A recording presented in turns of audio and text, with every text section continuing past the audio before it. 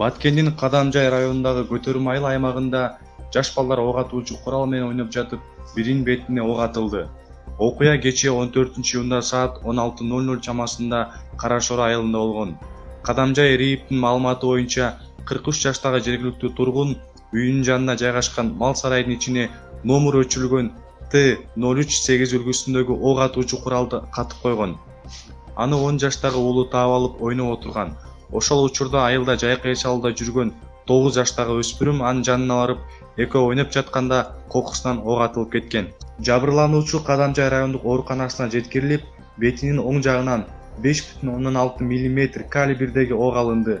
Учурда ал дарыгерлердин көзөмөлүндө болуп жатат. Ал эми курал мыйзамсыз сакталганы аныкталды. Учурда бул факты боюнча тиешелүү экспертизалар дайындалып, текшерүү иштери улантылууда.